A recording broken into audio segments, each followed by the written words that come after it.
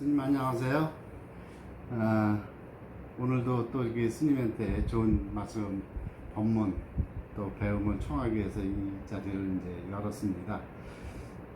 먼저 시간에 이제 그 일체 유심조 그것을 이제 설파하시면서 그 법계에 대한 말씀을 주셨는데, 불교에서 이 법계를 정해놨다면은 법계라는 용어가 굉장히 많이 쓰이기도 하는데, 그런 불교에서 이제 법계에 대해서 좀 설명이 좀 필요할 것 같습니다.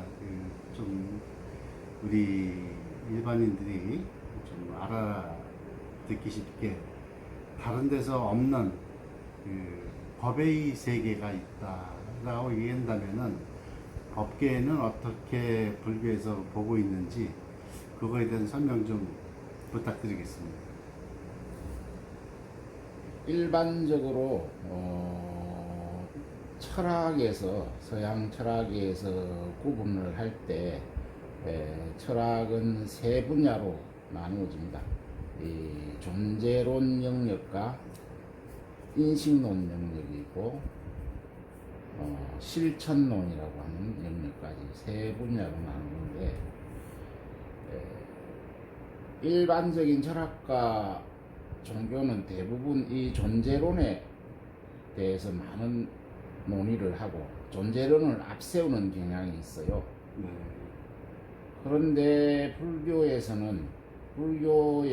들어오면은 이 존재론을 인식론적으로 해체를 시키거나 한원을 시켜요. 그게 대표적인 예가 뭐냐면 유깁처가 있어요.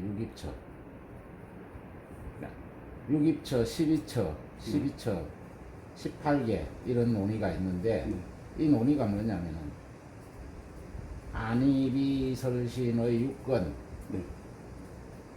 그 다음에 색성향위촉법,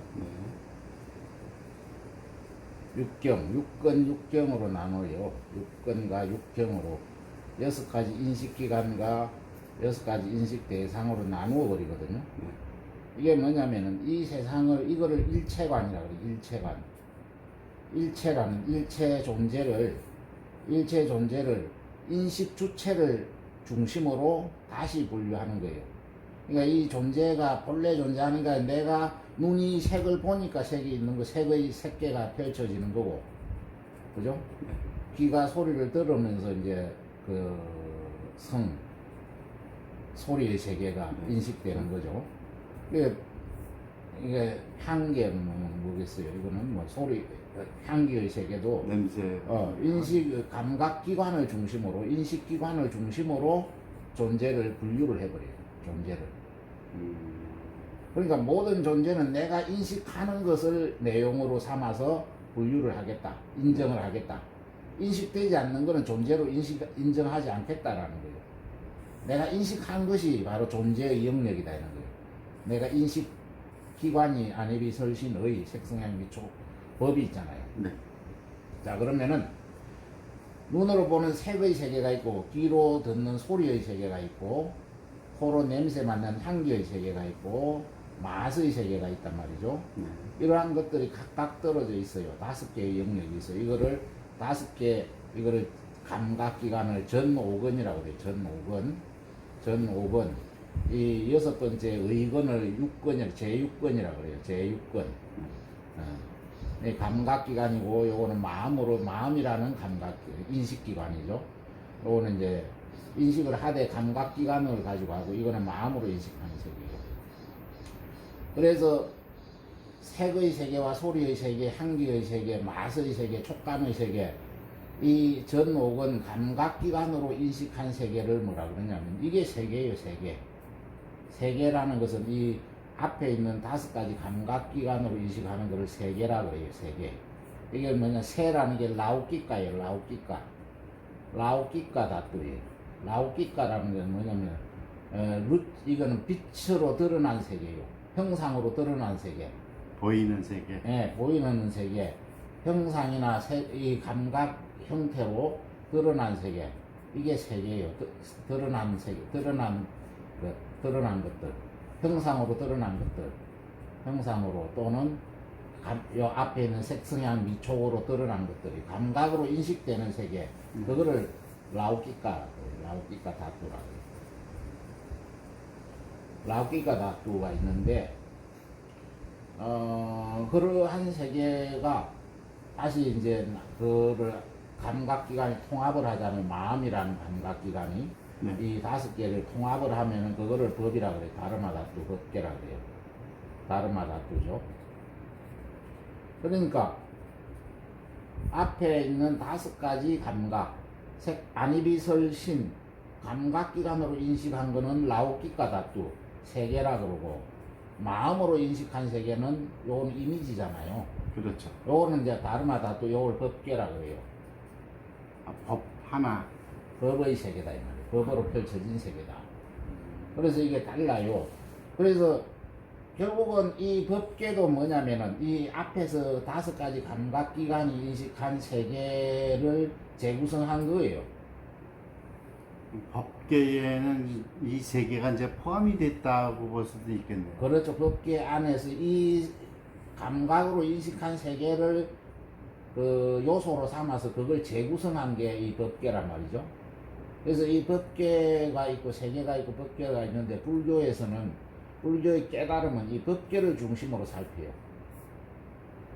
그렇다는 것은 이제 색성향 미촉이 법 안에 들어와 있을 때까지를 이제 포함한다는 말씀이시잖아요. 그러니까 외부에 객관적으로 존재하는 그 대상을, 그러니까 외부에 객관적으로 존재하는 대상을 중심으로 깨달음을 논의하는 게 아니고, 네. 외부의 객관적인 세계를 내가 어떻게 인식을 해서 재구성했는가, 인식을 한 프로그램을, 이 인식론을 중심으로 세계를 다시 재구성해요. 그래서 이제 그 존재론에서 인식론에다가 이제 그렇죠. 펼쳐진다. 인식론적으로, 그러니까 이 밖에 객관적으로 존재하는 세계는 중요하지 않다는 거예요.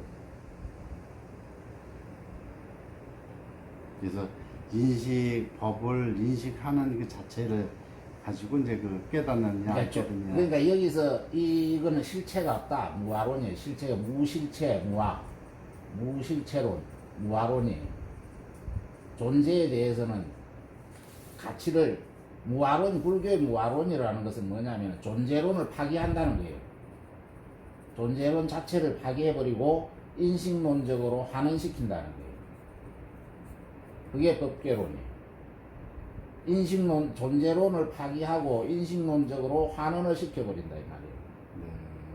그래서 인식에 대해서 살피는 거예요. 내가 무엇을 세상이라고 인식하고 사는가, 어떤 세상을 내가 인식으로 재구성하고 있는가, 인식론적 환원이에요.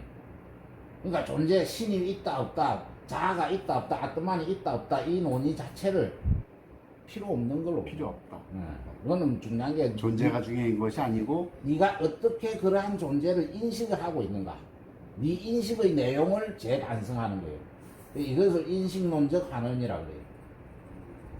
그래서 인식론적 환원을 통해서 이런 3계에 대해 얽매인 것들을 인식론 안에서 그 반성을 통해서, 환원이라는 건 다시 재반성이에요. 인식론적 반성을 통해서, 인식론적 반성을 통해 가지고 진리에 대한 인식의 방향을, 진리에 대한 깨달음의 방향을 바꿔버리는 거예요.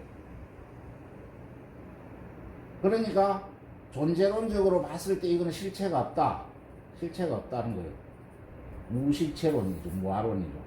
그러면 인식론, 내가 인식하는 내용은 그러면 실체가 있느냐? 그것도 실체가 없다. 이제 인식 자체만 있는 것이니까. 계속 변하니까, 인식도 변하니까. 인식도 변한. 네. 그렇죠. 그러니까 존재도 실체가 없어서 변하잖아요. 그렇죠. 그 내가 인식하는 것도 계속 변해가요. 그러니까 여기서도 인식론적 반성을 통해서도 뭐예요? 여기서도 무아론이 유지가 돼요. 무아론이 실체가 없다는 논의가, 실체가 없다라는 결론에서 벗어나지 못해요. 그러면은 보통 우리가 사람들이 이 무아를 인식하는 것, 공을 인식하는 것을 깨달음이라고 말하는데, 그거는 불교에 대한 올바른 이해라고 볼 수가 없어요. 무아랑과 공은 뭐냐면 이 실체가 없음을 통해서, 인식을 통해서 결국 어디로 가느냐? 그러면 어떻게 살아야 되는가가 중요한 거예요. 어떻게 살아야 되는가. 어떻게 행동해야 하며 어떻게 행을 어떻게 이어가야 하는가.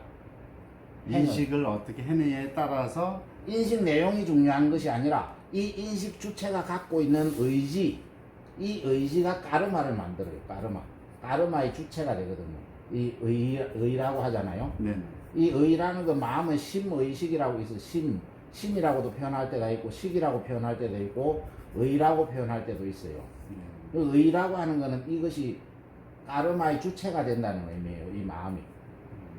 그러니까 인식의 주체이기도 하지만은 중요한 거는 이 아니비설신 의에서 이걸 심이나 식이라고 표현하지 않고 의라고 했단 말이에요. 마나스. 의라고 한 거는 뭐냐면 내가 의지의 주체가 의지를 갖고 있다는 거예요. 마음이라는 거는 의지의 주체가 된다. 뭐냐? 까르마를 만드는 주체다. 어떤 행을 하느냐? 어떤 행을 해야 하느냐?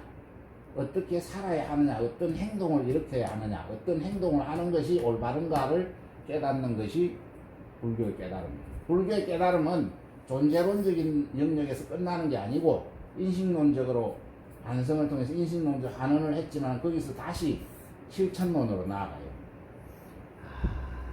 그러니까 이제 어떻게 그래서 황당하게 그냥 존재론 영역에 머무른 그 어떤 깨달음을 논의한다거나 인식론에 머물러 있으면은 그거는 종교적 깨달음이 될 수도 없고 불교적 깨달음이 될 수가 없어요. 그렇겠네요. 종교적 깨달음, 불교적 깨달음은 모름지기 이 실천론으로 돌아와야 돼요. 실천론으로 마지막으로 해향이 돼야 돼요. 어떻게 사는 것이 올바른가? 이걸 논의하지 않고 내 참나가 무엇인가를 깨달았다고 해서 무슨 의미가 있어요? 그렇군요. 거기서는 되게 무아론으로 끝나버려요. 무아론일 때 무엇을 해야 돼요? 어떻게 사느냐로 해양이 돼야 돼요. 바르게 살면은 어떻게 살아서 삶의 의미를 찾아내냐. 이 실천론은 의미론이라고 해요. 의미론. 가치론. 이 가치론의 영역은 두 가지가 있죠. 미학과 도덕인데 결국은 불교는 종교는 도덕으로 해향이 돼야 돼요.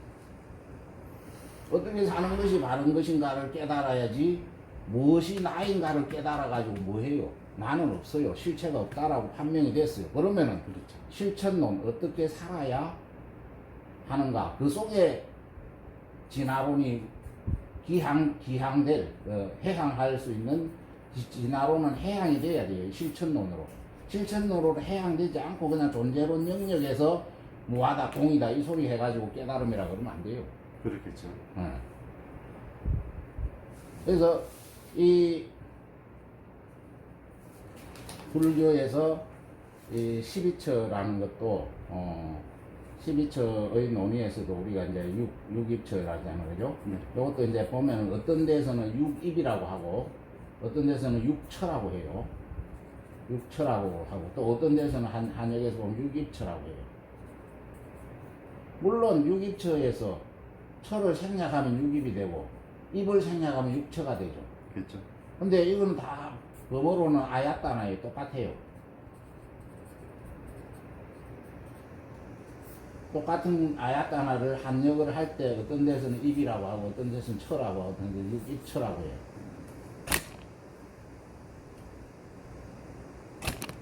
근데 이 논의가 존재론의 영역에서 이야기하느냐, 인식론의 영역에서 이야기하느냐, 실천론의 영역에서 이야기하느냐와 연관성이 있어요.